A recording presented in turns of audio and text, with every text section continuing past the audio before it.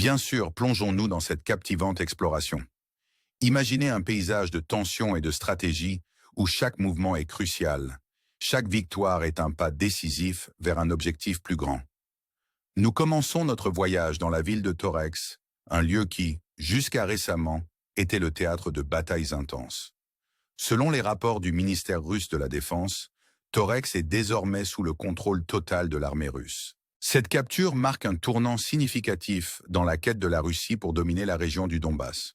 Pour comprendre l'ampleur de cet événement, il faut s'immerger dans le récit de ces longs mois de combats acharnés.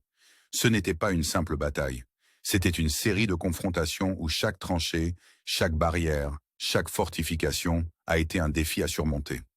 Les forces ukrainiennes, bien que déterminées, n'ont pas pu résister à l'avancée russe. Imaginez les tranchées profondément creusées, les clôtures de fils barbelés et les structures défensives érigées pour protéger Torex, maintenant en ruine après des mois de combat.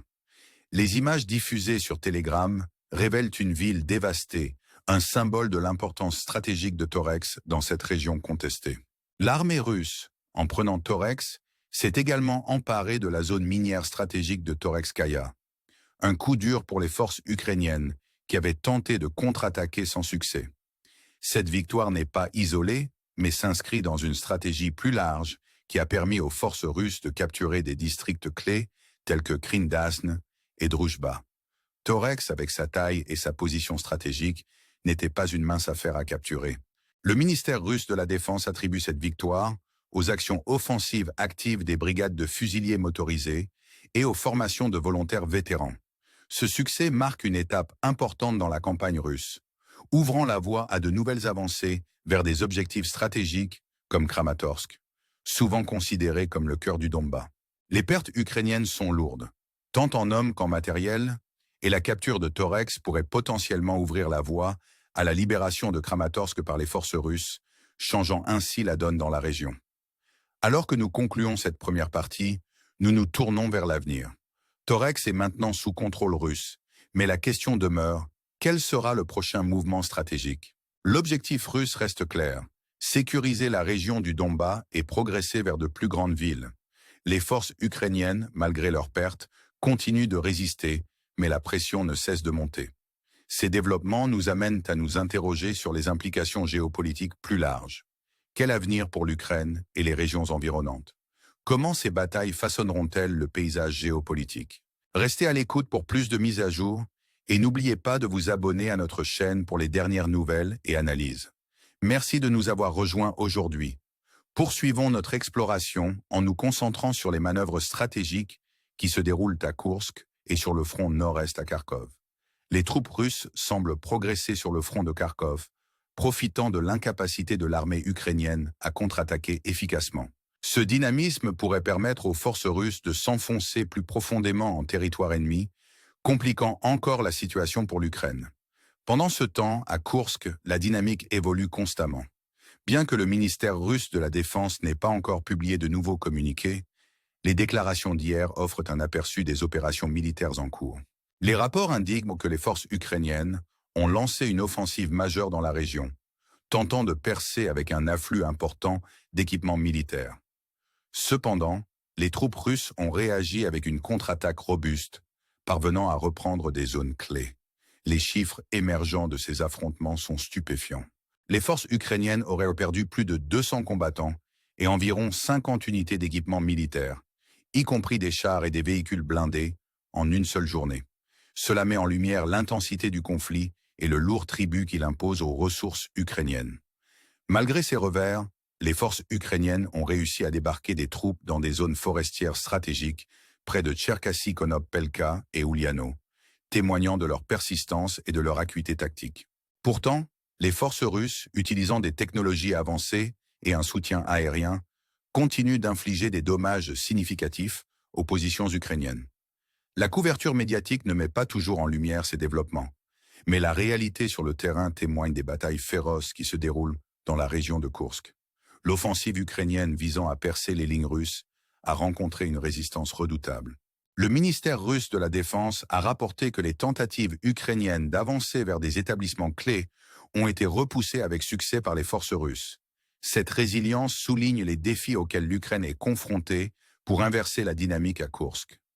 Les forces ukrainiennes ont déployé une large gamme d'équipements militaires, y compris des chars et des véhicules blindés, pour renforcer leurs efforts. Cependant, la destruction de ces actifs par les forces russes soulève des questions sur la durabilité de la campagne militaire ukrainienne. Les images partagées sur diverses plateformes montrent les conséquences de ces engagements, illustrant les dommages considérables infligés aux colonnes ukrainiennes et à leur équipement. Ce conflit en cours à Koursk est un microcosme de la lutte plus large entre la Russie et l'Ukraine, où chaque mouvement stratégique a des implications significatives. Les troupes russes, en tenant leur position et en contrant les offensives ukrainiennes, conservent un avantage stratégique dans cette région critique. Alors que la situation continue d'évoluer, l'accent est mis sur la capacité russe à capitaliser sur leur position actuelle et sur la détermination ukrainienne à reprendre le terrain perdu. L'utilisation de munitions avancées, y compris les munitions thermobariques, par les forces russes, représente un défi redoutable pour les troupes ukrainiennes, qui se retrouvent désormais retranchées dans des zones forestières. Le spectre de ces puissantes munitions plane, ajoutant une couche de complexité supplémentaire au conflit déjà intense. En observant ces développements, il est important de considérer les implications stratégiques plus larges pour les deux parties. Comment l'Ukraine s'adaptera-t-elle aux défis posés par les avancées russes? Les forces russes maintiendront-elles leur élan et continueront-elles à consolider leurs gains? Ces questions soulignent l'incertitude et les enjeux élevés entourant ce conflit. Les batailles à Koursk et Kharkov sont déterminantes pour façonner la trajectoire de la guerre. Et en tant qu'observateurs de ce drame en cours, nous sommes amenés à réfléchir aux résultats potentiels et à leur impact sur la région. Tandis que nous clôturons ce segment, je vous encourage à réfléchir à ces enjeux et à rester engagé avec notre couverture pour d'autres mises à jour. N'oubliez pas d'aimer et de vous abonner à notre chaîne pour les dernières analyses et aperçus. Merci de votre attention. Alors que nous approfondissons la complexité de ce conflit, le paysage stratégique continue d'évoluer avec chaque jour qui passe. Les événements en Ukraine, notamment dans les régions de Koursk et Kharkov, offrent un tableau vivant de stratégie militaire, de résilience et de quête incessante d'objectifs stratégiques. Les forces russes, ayant sécurisé une victoire significative à Torex, sont désormais prêtes à tirer parti de cet élan dans leur campagne plus large. La capture de Torex ne représente pas seulement une victoire tactique, mais aussi une porte potentielle pour des avancées supplémentaires dans la région du Donbass. Avec la ville sous contrôle russe, l'attention stratégique pourrait se tourner vers d'autres emplacements clés, tels que Kramatorsk, ce qui pourrait modifier l'équilibre des pouvoirs dans la région. Pendant ce temps, la situation à Koursk reste fluide, les deux camps déployant des efforts considérables pour prendre l'avantage. Les forces ukrainiennes, malgré des pertes substantielles, continuent de faire preuve de résilience et d'ingéniosité tactique. Leur tentative de débarquer des troupes et de fortifier des positions dans les régions boisées près de Tcherkassy-Konopelka et Uliano reflètent une détermination à maintenir une emprise dans cette zone contestée. Cependant, les contre-attaques russes incessantes, renforcées par une technologie militaire sophistiquée et le soutien de diverses brigades, constituent un défi redoutable. Le déploiement d'armements avancés, y compris des munitions thermobariques, souligne les enjeux élevés et l'intensité de ce conflit.